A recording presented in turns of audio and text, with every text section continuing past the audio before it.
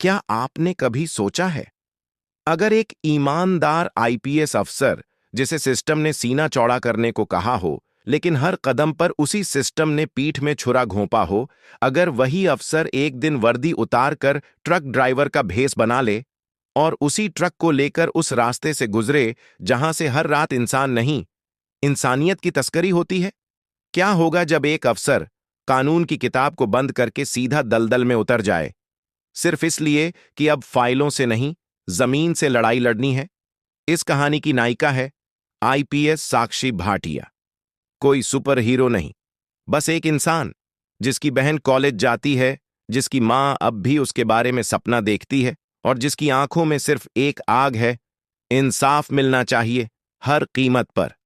साक्षी ने जब पहली बार चौकी नंबर 6 से रिश्वत लेते एक दरोगा को देखा, तब तक वो नहीं जानती थी कि ये केस उसे वहां तक ले जाएगा जहां आरोपी कोई गुंडा नहीं, बल्कि उसका ही ट्रेनिंग अफसर निकलेगा, जहां अपराधी कोई तस्कर नहीं, बल्कि समाज सेवा के नाम पर रोटियां सेंकने वाला एनजीओ चलाने वाला होगा, जहां असली राक्षस वो होंगे जो बेटी बचाओ की रैली में सबसे आगे चलते हैं, लेकिन रात में उन्हीं बेटियों को बेच देते हैं।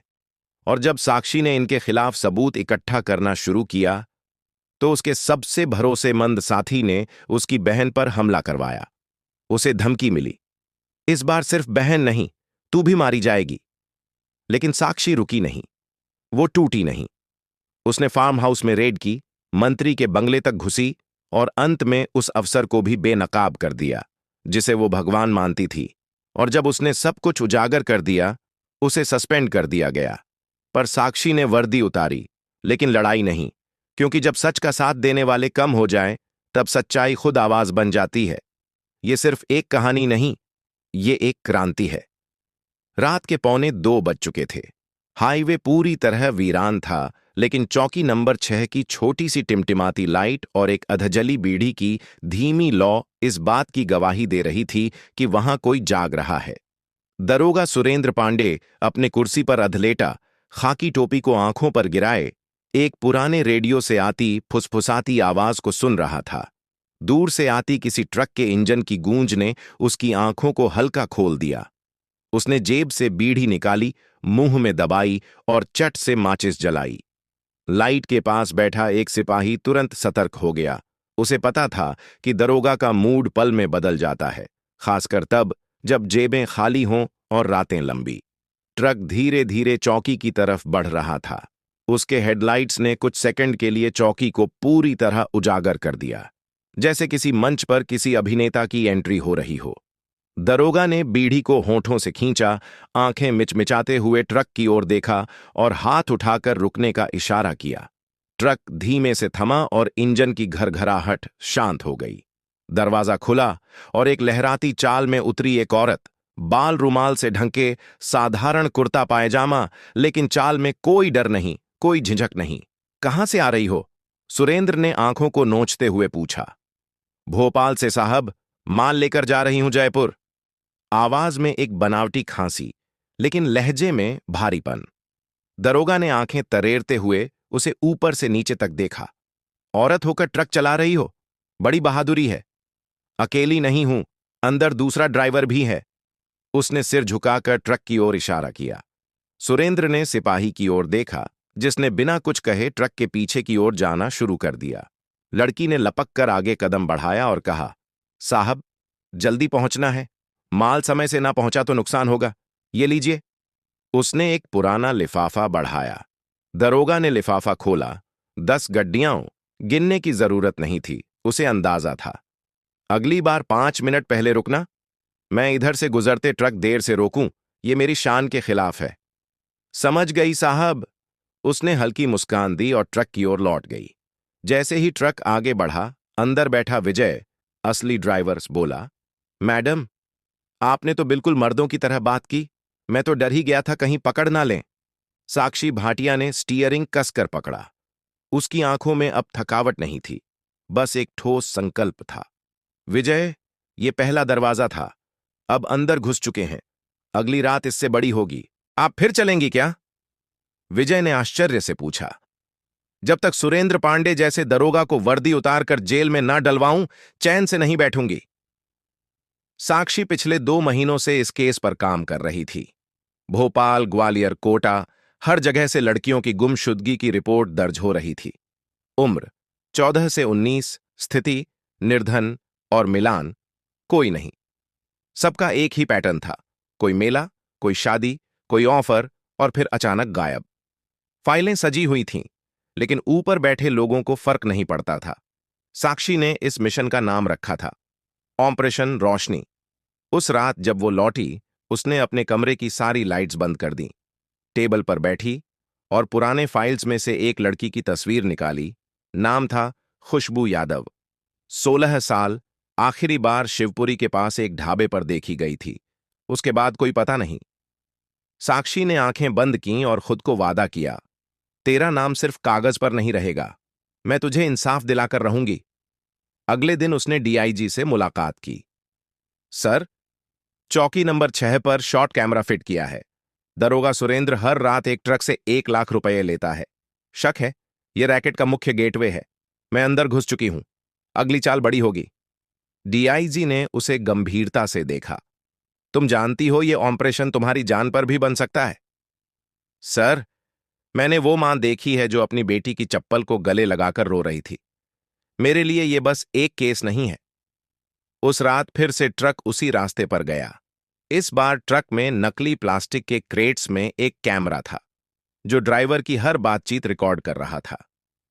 सुरेंद्र ने इस बार कुछ नहीं पूछा, बस इशारा किया और पैसे ले लिए। लेकिन उस रात के वीडियो में जो शब्द रिकॉर्ड हुए, उसने पूरी टीम को हिला दिया। इस बार लड़की जवान है, बॉर्डर पर अच्छे पैसे मिलेंगे, मिश्रा साहब कह रहे थे। साफ काम होना चाहिए। मिश्रा कौन? साक्षी ने वीडियो को रिवाइंड कर करके सुना। नाम मिश्रा, शायद डीएसपी। सर, मिश्रा नाम आया है, ट्रक दरोगा को रिपोर्ट करता है, लेकिन उसके पीछे कोई और है। मुझे लगता है कोई बड़ा अफसर है। तो अगली बार लड़की लेकर निकलो, विजय ने अचानक कहा। मैं जानता हूं एक एनजीओ से एक लड़की को किडनैप किया गया है। नहीं विजय, लड़की नहीं, हम कैमरे लेकर जाएंगे। एक नकली बोरी बनाओ जिसमें एक पुरानी डॉल रख देना, ऐसा लगे कि अंदर कोई है। देखना सुरेंद्र क्या करता है।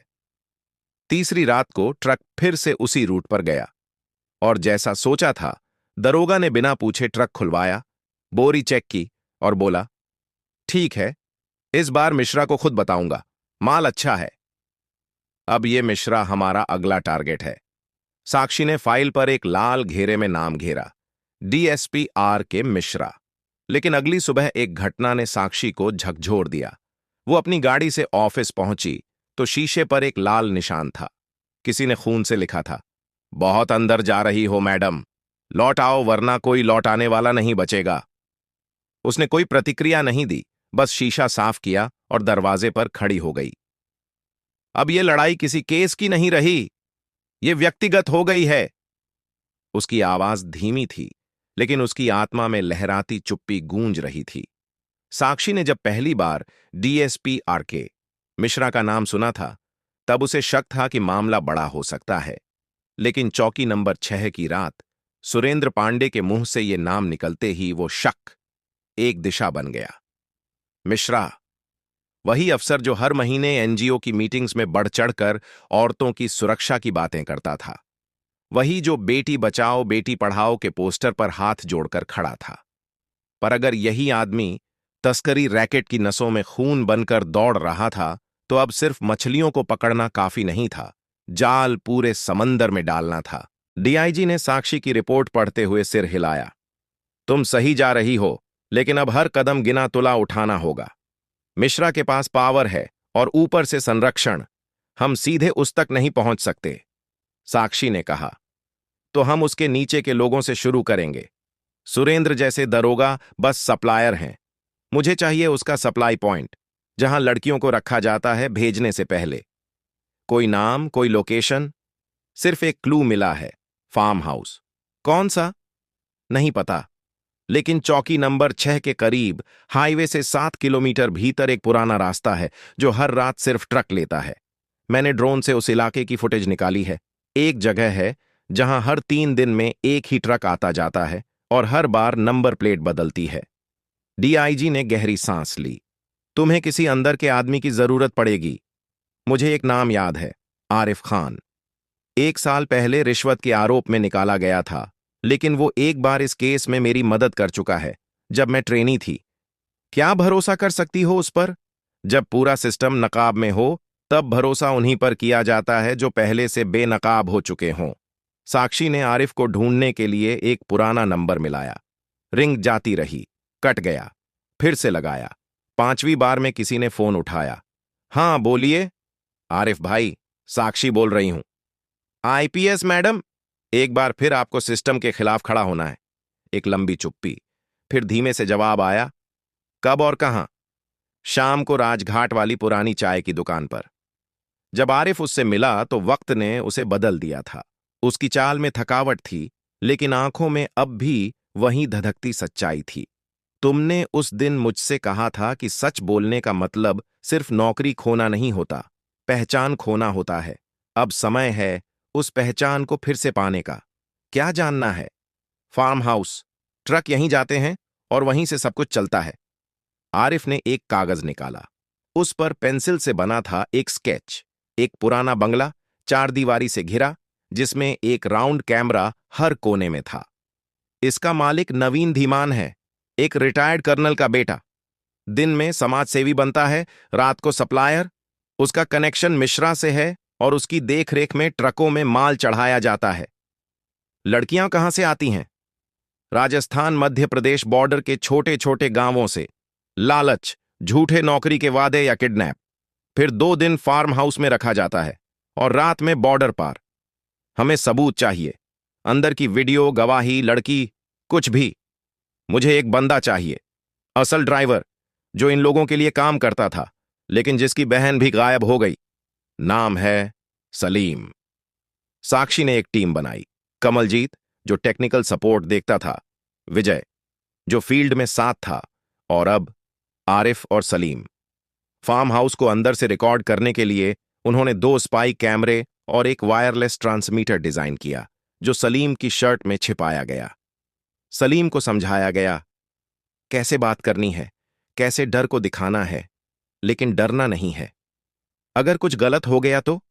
सलीम ने पूछा। तो हम तुझे वहां से पहले निकालेंगे, फिर उस जगह की जड़ें निकालेंगे, साक्षी ने आश्वासन दिया। ट्रक निकला। सलीम अकेला था। कैमरा ऑन हो गया। एक स्क्रीन पर ऑफिस में साक्षी की आंखें उसी ट्रांसमिशन से जुड़ी थीं। ट्रक फार्म हाउस पहुंचा। मुख्य दरवाजा खुला। 2 आदमी ट्रक के पास आए। सलीम ने डरते हुए कहा, इस बार माल अच्छा है, बॉस खुश होगा। अंदर ले चल, एक आदमी ने कहा। कैमरे में दिखा एक लंबा बरामदा, दीवारों पर रंगीन पर्दे और बीच में टेबल पर बियर की बोतलें। आगे एक कमरा जहां 2 लड़कियां थीं, एक रो रही थीं, दूसरी निढाल पड़ी थी। ये दोनों कल बॉर्डर जाएंगी, वही आदमी बोला। मिश्रा साहब की गाड़ी खुद लेकर जाएगी। साक्षी की उंगलियां कीबोर्ड पर कस गईं। बिल्कुल लाइव सबूत है, अब मिश्रा बच नहीं सकता। सलीम ने बातों बातों में नवीन धीमान का नाम लिया। साहब कब आएंगे? आज रात दिल्ली गए हैं, पर कल लौटकर सीधे इसी डील को देखेंगे। वह पूरा ट्रांसक्रिप्ट लाइव रिकॉर्ड हो रहा था। साक्षी की टीम अब हर सेकंड मिश्रा को ट्रैक कर रही थी। लेकिन कहानी यहीं नहीं रुकी। अगली सुबह एक एनजीओ कार्यकर्ता, जो लड़कियों को फार्म हाउस से कभी पहचान कर सकी थी, कि सड़क दुर्घटना में मौत हो गई। साक्षी के हाथ कांप गए। ये लोग अब गवाहों को मारने लगे हैं, आरिफ बोला। इससे पहले कि और कोई मारा जाए, हमें फार्म हाउस में रेड डालनी होगी। बिना वारंट? विजय ने पूछा। नहीं, साक्षी ने कहा। हम डीएसपी मिश्रा के नाम पर ही वारंट लेंगे। अब वही हमें रास्ता देगा। साक्षी ने डीआईजी को सारी रिपोर्ट सौंपी। फार्म हाउस की लाइव फुटेज, लड़कियों की पहचान, ट्रांसक्रिप्ट, ट्रक नंबर और नवीन धीमान की संदिग्ध संपत्ति। मैडम, डीआईजी ने धीमे से कहा, इस रेड का मतलब होगा कई रसूखदारों की नींद उड़ाना। अगर हमारी नींद उड़ चुकी है तो उनकी क्यों ना हो। रेड का दिन तय हुआ, रविवार सुबह 5 बजे। फार्म हाउस की नींद उस दिन हमेशा के लिए टूटने वाली थी। रविवार की सुबह सूरज उगने से ठीक पहले फार्म हाउस की चार दीवारी के आसपास घनी घास में दर्जनों सादी वेशभूषा वाले अफसर रेंग रहे थे। हवा में हल्की ठंडक थी, लेकिन साक्षी के माथे से पसीना टपक रहा था। सिर्फ तनाव का नहीं, तैयारी का। उसके कानों में वायरलेस माइक्रोफोन की आवाजें गूंज रही थीं। टीम ए पोजीशन में, टीम बी पिछले दरवाजे पर, कंफर्म्ड गार्ड नशे में है। स्टार्ट रेड, साक्षी ने बमुश्किल फुसफुसाते हुए कहा। चारों तरफ से जैसे बिजली गिर गई, लाइटें जलीं, दरवाजे टूटे और अचानक सब कुछ शोर में बदल गया। साक्षी खुद सबसे आगे भागते हुए हॉल में घुसी, जहां 6 मर्द शराब और जुए में डूबे थे। हाथ ऊपर करो, तुम सब गिरफ्तार हो। कुछ ने भागने की कोशिश की, लेकिन हर खिड़की, हर दरवाजे पर अफसर थे। एक को पकड़ते हुए सलीम चिल्लाया, ये वही है जिसने मेरी बहन को फार्म हाउस के अंदर छोड़ा था। लड़की को वहीं एक झोपड़ी में पाया गया, बेसुध हालत में। उसके शरीर पर जुल्म के निशान थे और उसकी आंखों में वही डर जो साक्षी ने अपने पहले केस की फाइल में देखा था। लेकिन असली झटका तब आया जब एक संदिग्ध को पकड़ा गया और उसने कहा, मैं तो मिश्रा साहब का आदमी हूं। उन्होंने ही कहा था, फार्म हाउस साफ करवा दो, रेड का शक है। मिश्रा को पहले से पता था। साक्षी की सांस अटक गई। कैसे? वो सीधा अपने ऑफिस लौटी, सीसीटीवी फुटेज खंगालने लगी। कोई सुराग, कोई गड़बड़ी। तभी उसके टेक एक्सपर्ट कमलजीत ने बताया, मैडम, आपकी मेल आईडी से एक दिन पहले एक मेल गया है। फार्म हाउस के कोऑर्डिनेट्स ऑन टाइम। रिसीवर गोविंद.मिश्रा। मेरी मेल से? साक्षी ने अविश्वास से कहा, मैंने नहीं भेजा। कमलजीत कुछ पल चुप रहा, फिर स्क्रीन पर एक ट्रेस दिखाया। मैडम, मेल इस सिस्टम से नहीं गया, पर जिस नेटवर्क से भेजा गया उसमें एक डिवाइस हमेशा जुड़ा रहता है, KM01। साक्षी की सांस रुक गई। KM? कमलजीत यादव। कमलजीत? उसकी आवाज सख्त हो गई। नहीं मैडम, यह कोई सेटअप है। मेरे नाम से मेल आईडी बनाई गई है ताकि मुझ पर शक हो। लेकिन साक्षी का चेहरा सख्त हो गया था। फिर यह बताओ, रेड के वक्त कैमरा जो ट्रक में लगा था, उसका लाइव फीड बंद क्यों हो गया था? कमलजीत ने पसीना पोंछा। किसी ने वायर काटा होगा। वो कैमरा सिर्फ तुम्हें ही पता था। मैडम, मैं आपके लिए मर भी सकता हूं, गद्दारी नहीं करूंगा। मरने की जरूरत नहीं है, बस सच बताओ। कमलजीत की आंखों में पानी आ गया। मैंने कुछ नहीं किया। लेकिन शक की सुई अब घूम चुकी थी। साक्षी ने डीआईजी को बुलाया और सब कुछ बताया। डीआईजी बोले, शक तो है, लेकिन बिना सबूत हम अपनी ही टीम पर नहीं चल सकते। अभी उसे सस्पेंड मत करो, मगर हर मीटिंग से बाहर रखो। उस रात साक्षी अपने कमरे में अकेली बैठी रही। दीवार पर लड़कियों की तस्वीरें, वो जिन्हें हाउस से बचाया गया, वो जो अब भी लापता थीं, और बीच में कमलजीत की तस्वीर, अब शक के घेरे में। वो जानती थी, विश्वास टूटना एक हत्या से कम नहीं होता। अगले दिन आरिफ एक पुरानी डायरी लेकर आया। ये रही काली डायरी, जिसमें फार्म हाउस, मिश्रा और नवीन धीमान के सारे लेन देन दर्ज हैं। लेकिन एक पेज गायब है, वो पेज जिसमें मिश्रा का सबसे खास आदमी का नाम लिखा था। कौन हो सकता है? साक्षी ने पूछा। शायद वही जो ट्रकों का रूट मैनेज करता है और रेड से पहले अलर्ट करता है। तब तो वो हमारे ही अंदर का कोई है। साक्षी ने ट्रक की सभी जीपीएस लोकेशन निकालनी शुरू की। हर बार जब फार्म हाउस से ट्रक निकला, ठीक उससे 30 मिनट पहले एक मैसेज गया, एक ही नंबर से। इस नंबर की लोकेशन ट्रेस की गई। हैरानी की बात थी, ये लोकेशन एक बार पुलिस कंट्रोल रूम में मिली थी। Control room? इसका मतलब? मैडम, विजय ने धीमे से कहा, इस केस में कई परतें हैं। आप किसी पर भरोसा नहीं कर सकती, मुझ पर भी नहीं। साक्षी ने उसकी ओर देखा। क्या तुम भी मुझसे कुछ छुपा रहे हो विजय? नहीं मैडम, लेकिन मुझे लगता है आप जितना जानती हैं, मामला उससे कहीं ज्यादा ऊपर तक जुड़ा है। उस रात जब साक्षी घर लौटी, एक चिट्ठी पहले से ही दरवाजे पर चिपकी थी। लिखा था, तुमने जिस पर शक किया वही तुम्हारा सबसे बड़ा रक्षक था। अब खेल शुरू होता है। साक्षी भाटिया। अगली सुबह कमलजीत अपने कमरे में बेहोश मिला, नस कटी हुई। पास में लिखा था, मैंने कुछ नहीं किया। डॉक्टरों ने कहा समय रहते बचा लिया गया। साक्षी के हाथों में उसका खून था, लेकिन दिल में एक और जख्म। अगर कमलजीत निर्दोष था तो असली गद्दार कौन था? और अगर यही शुरुआत है तो खेल कितना खतरनाक होगा। कमलजीत आईसीयू में था। उसकी सांसें मशीनों से जुड़ी थीं और आंखें अब भी बंद। बाहर बारिश हो रही थी, लेकिन साक्षी के अंदर एक तूफान उठ रहा था। गुस्से, अपराध बोध और एक अजीब सन्नाटे का। वह खुद को बार बार कोस रही थी। अगर वो निर्दोष था तो मैंने उस पर शक करके क्या खो दिया? लेकिन अफसोस, समय और विश्वास दोनों लौटकर नहीं आते। उसने फिर से आरिफ को बुलाया। काली डायरी में से जो पन्ना गायब है, उसे किसने हटाया? ये कोई जानता है? आरिफ ने कहा। सिर्फ एक ही आदमी हो सकता है, अर्जुन महाजन। वही जिसके ट्रेनिंग कैंप में मैं भर्ती हुआ था, और वही जिसे तुम कभी अपना आदर्श मानती थी। साक्षी के चेहरे पर एक अजीब सख्ती आ गई। अर्जुन महाजन, पूर्व एसपी, जिसने उसे ट्रेनिंग के दौरान इंसाफ की परिभाषा सिखाई थी। इंसाफ वो नहीं जो गुस्से से मिले। इंसाफ वो होता है जो सबूत से झुके। और आज उसी शख्स का नाम उस डायरी में था। कौन है अर्जुन आजकल? साक्षी ने पूछा। रिटायर हो चुका है, लेकिन एनजीओ और गेस्ट हाउस चलाता है। नाम सजग सेवा संस्थान। दिखावा महिला सशक्तिकरण। हकीकत ट्रैफिकिंग की शरण गृह। साक्षी ने फैसला कर लिया। अब बात सीधे अर्जुन तक पहुंचने की थी। उसने खुद एनजीओ में एक वॉलंटियर के तौर पर आवेदन भेजा, एक नकली नाम से, नैना वर्मा। 2 दिन बाद उसे कॉल आया। आपका इंटरव्यू कल सुबह 11 बजे है। साक्षी ने सिंपल सलवार सूट पहना, चश्मा लगाया, बालों को पीछे कसकर बांधा और पहुंच गई सजग सेवा संस्थान। वहां सामने ही एक विशाल पोस्टर था। हर बेटी मुस्कान है, उसे कभी बंद मत होने दो।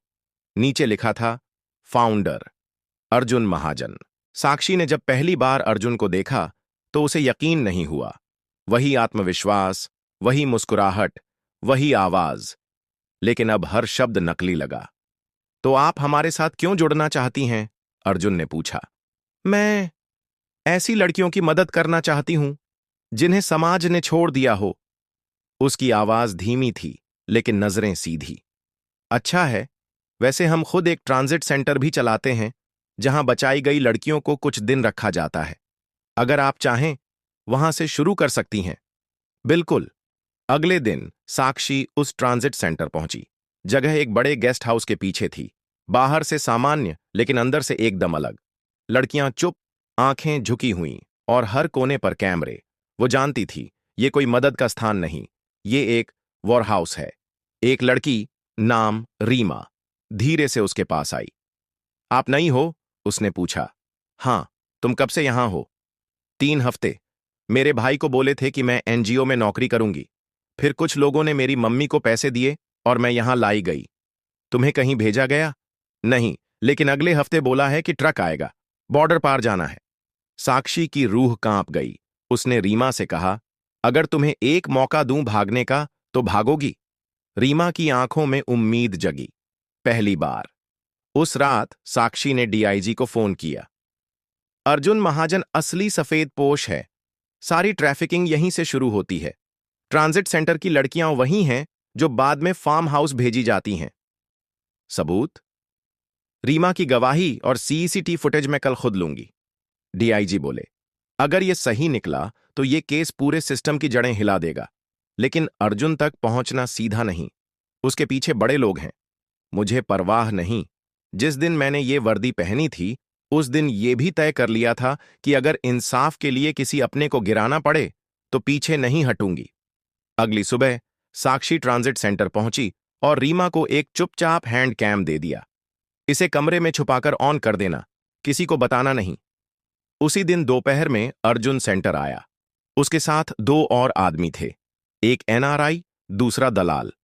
इस बार 4 लड़कियां हैं। एक वियतनाम जाएगी, 2 दुबई। पेमेंट साइड से होगा। पर्सनल चॉइस है तो रेट 2 गुना लगेगा। रीमा ने सब रिकॉर्ड कर लिया। रात होते ही साक्षी ने वीडियो निकाला और डीआईजी को भेजा। उन्होंने तुरंत रेड की मंजूरी दे दी। लेकिन उसी वक्त अर्जुन महाजन को भनक लग गई। एक लड़की अंदर से सब रिकॉर्ड कर रही थी। सीसीटीवी से देखा गया है। पता करो कौन है नैना वर्मा। साक्षी को खतरे का आभास हो गया। उसने रीमा को तुरंत बाहर निकालने की योजना बनाई। लेकिन जब वो उसे ढूंढने गई, रीमा गायब थी। कहाँ है रीमा? उसने स्टाफ से पूछा। पता नहीं मैडम, शायद बॉस उसे लेकर गए हैं। कौन सा बॉस? महाजन साहब। साक्षी भागती हुई गाड़ी में बैठी, जीपीएस से ट्रैक किया। अर्जुन का फोन सिग्नल सिटी के बाहर एक पुराने गेस्ट हाउस में था। वहां पहुंचते ही वो अकेले घुसी। अंदर अर्जुन महाजन शराब पी रहा था। पास में रीमा थी, डरी हुई लेकिन जिंदा। तो आखिर तुम ही निकली नकली वॉलंटियर, उसने कहा।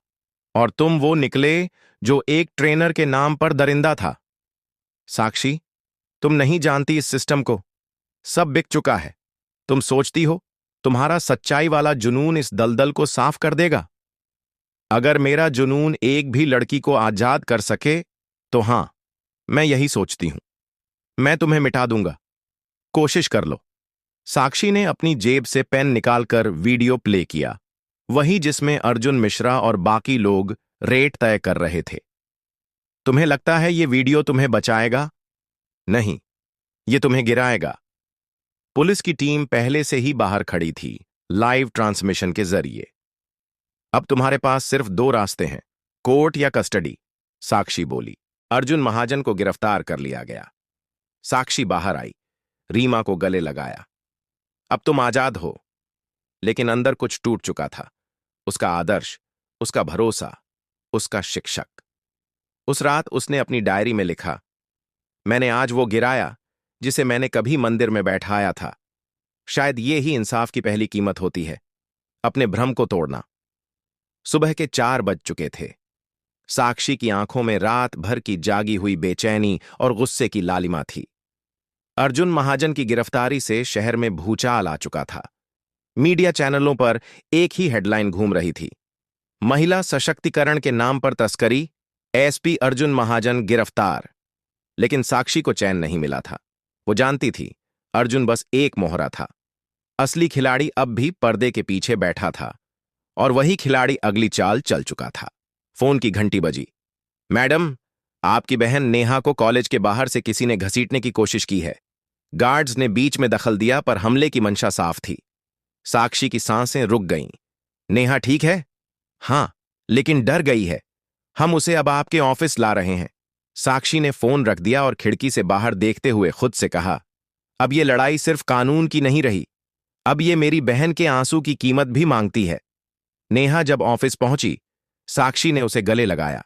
वो कांप रही थी। दीदी, मैं सिर्फ कॉलेज जा रही थी। पीछे से एक बाइक आई और मुझे नीचे घसीटने की कोशिश की। फिर वो चिल्ला रहे थे, तेरी दीदी को बोलो चुप रहे, वरना अब तू नहीं बचेगी। साक्षी ने उसे शांत किया और कहा, कल से तुम किसी और शहर जाओगी। मैं खुद तुम्हारे लिए अरेंजमेंट करूंगी। अब तुम सिर्फ मेरी बहन नहीं, मेरी जिम्मेदारी हो। उसने विजय को बुलाया। नेहा के लिए एक गुप्त शिफ्टिंग प्लान बनाओ। किसी पुलिसकर्मी का नाम भी शामिल मत करना। ड्राइवर प्राइवेट हो, गाड़ी ट्रेस न हो सके, और रास्ता वहीं लेना जो कम ही इस्तेमाल होता है। विजय ने सिर हिलाया। मैडम, आप मुझ पर भरोसा रखिए। मैं अपनी जान दे दूंगा, लेकिन नेहा को बाल भी बांका नहीं होने दूंगा। साक्षी ने उसे देखा। अब विश्वास करना भी डर बन गया था। मैं अब भरोसे से नहीं, निगरानी से काम लूंगी, उसने मन में सोचा। नेहा को रात को ही रवाना किया गया। साक्षी खुद गाड़ी लेकर पीछे पीछे निकली, बिना नींद, बिना झपकी, सिर्फ आंखों में वो डर जो किसी ने नहीं देखा। लेकिन जैसे ही कार एक सुनसान मोड़ पर मुड़ी, एक बाइक सवार ने सामने ब्रेक मारा। साक्षी ने इमरजेंसी ब्रेक लगाया और बाहर निकली।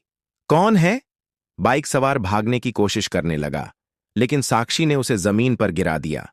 उसकी जेब में एक चिट्ठी मिली। बहन तो बहाना है, असली निशाना तुम हो मैडम। पुलिस को बुलाया गया। आदमी गिरफ्तार हुआ, लेकिन जांच में पता चला वह सिर्फ एक ड्रग डिलीवरी बॉय था, जिसे 5,000 रुपये देकर भेजा गया था। तो असली आदमी अब भी छुपा हुआ है, साक्षी ने खुद से कहा। वो ऑफिस लौटी और सारे पुराने कॉल रिकॉर्ड्स, मेल्स और मीटिंग्स खंगालने लगी। अचानक उसकी नजर एक मेल पर गई जो मिश्रा की गिरफ्तारी से एक दिन पहले भेजा गया था। मेल आईडी थी vijaysen.pol@cc.net। साक्षी ने सिर झुकाया। विजय सेन, वही जिसने नेहा की सुरक्षा का वादा किया था? उसने तुरंत विजय को बुलाया। तुम्हारी मेल आईडी से एक लीक गया है। मुझे तुम्हारी स्पष्टीकरण चाहिए। विजय हैरान था।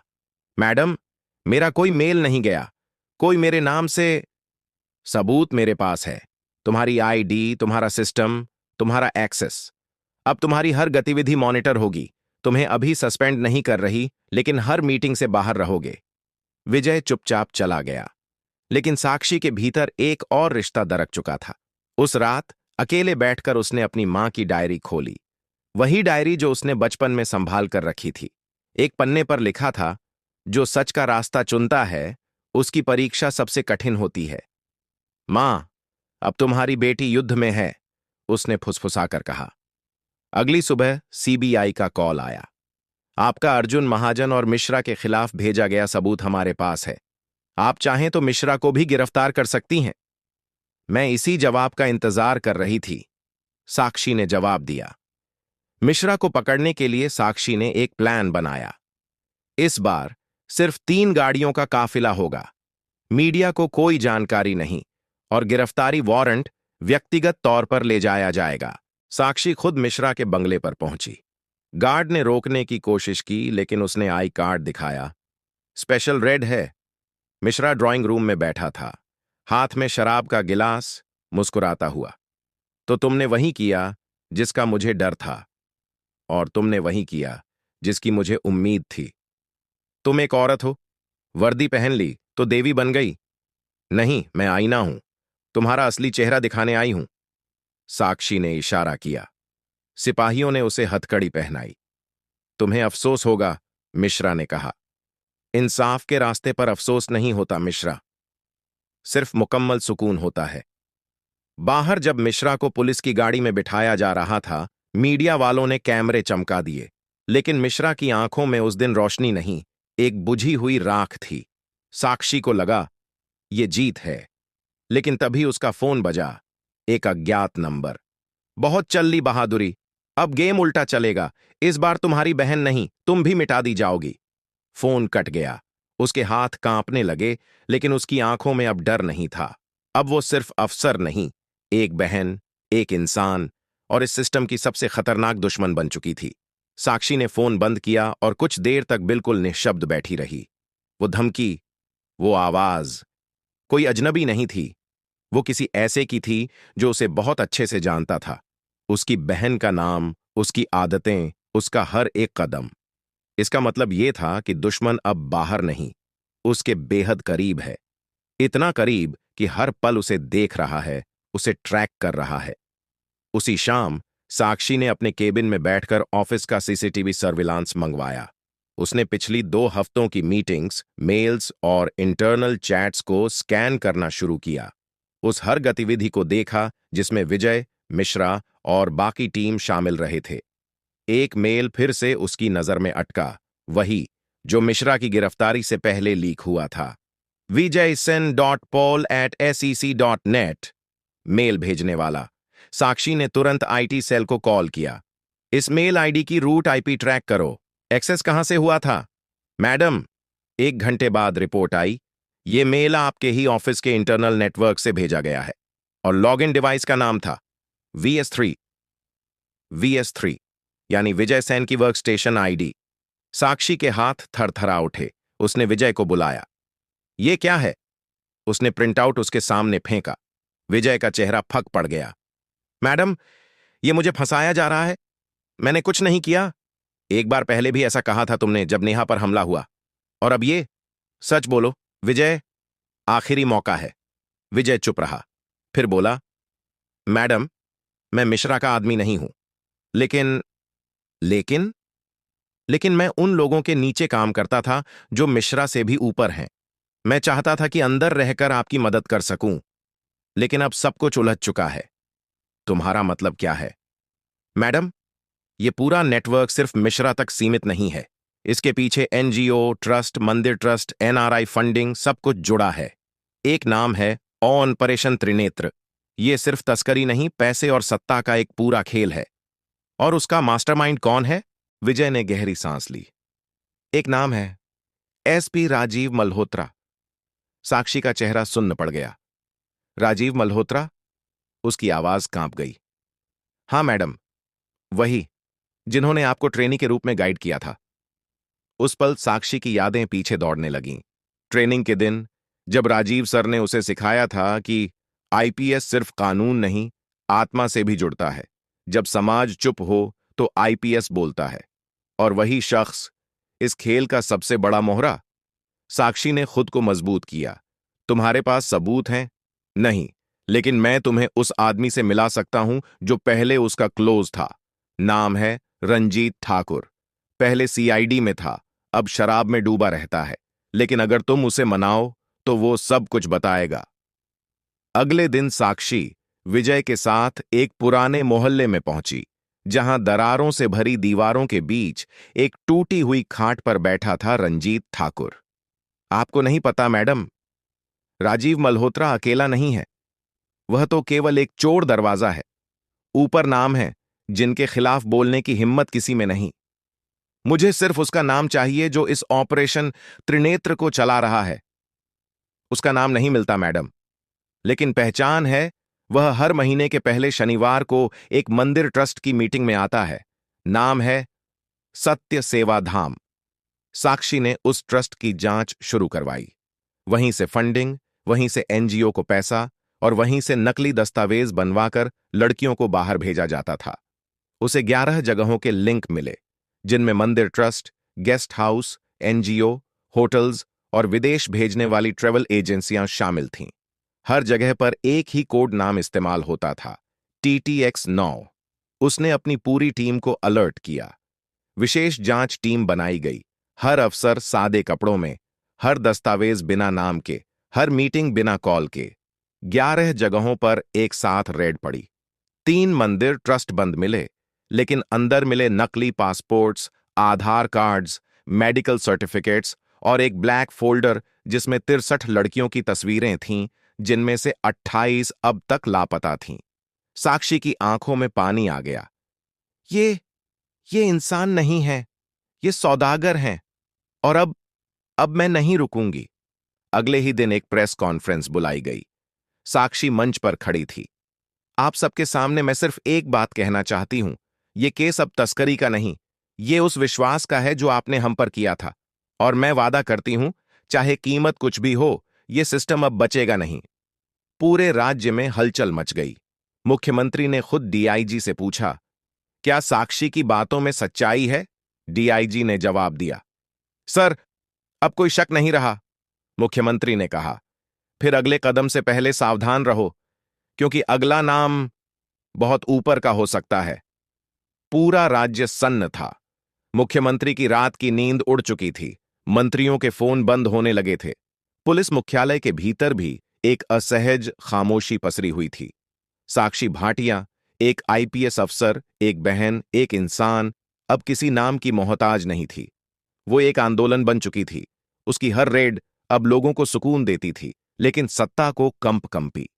साक्षी जानती थी, ऑपरेशन त्रिनेत्र अब अपने अंतिम मोड़ पर है। लेकिन इस मोड़ पर उसके साथ खड़े चेहरे कम होते जा रहे थे। विजय, जो कल तक उसका भरोसा था, अब सिर्फ एक नाम रह गया था, जो चुपचाप फाइलों में दर्ज था। कमलजीत अब भी अस्पताल में था। रीमा को नए नाम से आश्रय मिल चुका था। और नेहा एक नए शहर में, पूरी तरह गुमनाम। उसे अब भी बस एक चीज की तलाश थी, वो असली मास्टरमाइंड जो इस पूरे सिस्टम को ऑपरेट कर रहा था, लेकिन हर दस्तावेज, हर वीडियो, हर गवाही में कहीं मौजूद नहीं था। एक अदृश्य ताकत। साक्षी ने कोर्ट में एफआईआर नहीं, पब्लिक टेस्टिमोनी दाखिल की।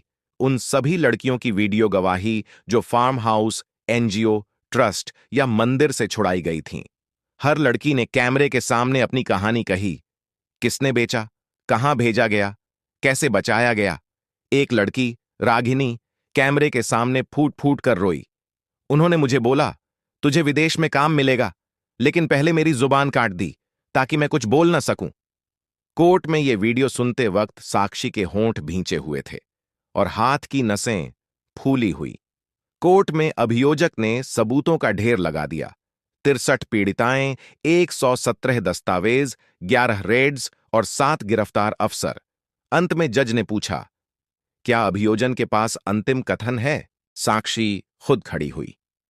मेरे पास कोई कानूनी तर्क नहीं, मेरे पास बस एक जिम्मेदारी है, उन माँओं के आंसुओं की, जिन्होंने अपनी बेटियों की चप्पलें तक संभाल कर रखी हैं। मैं कोई हीरो नहीं बनना चाहती, बस इतना चाहती हूं कि अगली बार जब कोई लड़की कहे मैं घर जा रही हूं, तो उसका घर वाकई उसका घर हो। पूरा कोर्ट हॉल चुप हो गया। फैसला सुरक्षित रखा गया। लेकिन उसी रात एक और फोन आया। इस बार वो नंबर ब्लॉक नहीं था। साक्षी ने कॉल उठाया। बहुत कोशिश कर ली साक्षी भाटिया, अब तुझे भी मिटा देंगे। कोई कोर्ट, कोई कानून तुझे नहीं बचा सकेगा। नाम बता दो, कम से कम इतिहास में दर्ज कर सकूं कि मैं किस डर के खिलाफ लड़ी। तेरे घर के बगल वाला बंगला, वही मंत्री साहब जिनके लॉन में हर रविवार फूल लगते हैं, वही तेरा अगला दुश्मन है। फोन कट गया। साक्षी दौड़कर अपने घर की बालकनी में गई। सामने वही बंगला था जहां राजीव मल्होत्रा का मेंटर मंत्री सूर्यपाल राठौड़ रहता था, जो हर बार टीवी पर नारी सुरक्षा की बात करता था। अगली सुबह कोर्ट में फैसला आया। अर्जुन महाजन और डीएसपी मिश्रा को उम्र कैद की सजा। लेकिन मंत्री राठौड़ का नाम दस्तावेजों में कहीं नहीं था। साक्षी को समझ आ गया, अब दस्तावेज नहीं, रणनीति काम आएगी। उसने खुद का ट्रांसफर रुकवाया, खुद कोर्ट से एसपी राठौड़ की निगरानी का आदेश मांगा। लेकिन सब जगह से एक ही जवाब आया, साक्ष्य अपर्याप्त। उसी रात जब वो ऑफिस लौटी, उसका टेबल टूटा हुआ था और दीवार पर खून से लिखा था, तू अगली है। वो चुपचाप बैठी और एक फाइल उठाई, राठौड़ की बेटी की स्कूल फील्ड ट्रिप की जानकारी। अगले दिन स्कूल के बाहर मीडिया खड़ा था। एसपी राठौड़ की बेटी के किडनैप की कोशिश नाकाम। राठौड़ पसीने में डूबा कोर्ट पहुंचा। साक्षी वहां पहले से बैठी थी। आपकी बेटी तो सुरक्षित है, लेकिन सोचिए उन लड़कियों के बारे में जो आपकी चुप्पी में मारी गईं। क्या चाहती हो? आपका कबूलनामा पब्लिक के सामने, जहां वो लड़कियां अब हैं वहीं से। 3 दिन बाद एएसपी सूर्यपाल राठौड़ ने सार्वजनिक रूप से माफी मांगी। मैंने चुप रहकर बड़ा अपराध किया। मैं त्रिनेत्र ऑपरेशन के फंडिंग बोर्ड का हिस्सा था। जनता सड़कों पर आ गई। सोशल मीडिया पर जस्टिस विद साक्षी ट्रेंड करने लगा। लेकिन तब भी कहानी खत्म नहीं हुई थी। राठौड़ के कबूलनामे के बाद साक्षी को अचानक सस्पेंड कर दिया गया। कारण? अनुचित पब्लिक स्टंट, अनुशासनहीनता। डीआईजी ने चुपचाप एक लिफाफा उसके टेबल पर रख दिया। माफ करना साक्षी, लेकिन ऊपर से दबाव है। साक्षी मुस्कुराई। वो मुस्कान नहीं थी, वो चुपचाप रोती आंख थी। उसने इस्तीफा नहीं दिया। उसने वर्दी उतार कर प्रेस कॉन्फ्रेंस बुला ली। मुझे सस्पेंड किया गया है क्योंकि मैंने चुप नहीं बैठना चुना। लेकिन अब मैं सिर्फ एक अफसर नहीं, अब मैं हर उस मां की आवाज हूं जिसकी बेटी वापस नहीं आई। पूरा देश सुन रहा था। उसी शाम राष्ट्रपति ने उसे स्वतंत्रता दिवस पर कीर्ति चक्र देने की घोषणा की। लेकिन वो अब सिर्फ अवार्ड नहीं चाहती थी, वो चाहती थी सिस्टम की सफाई।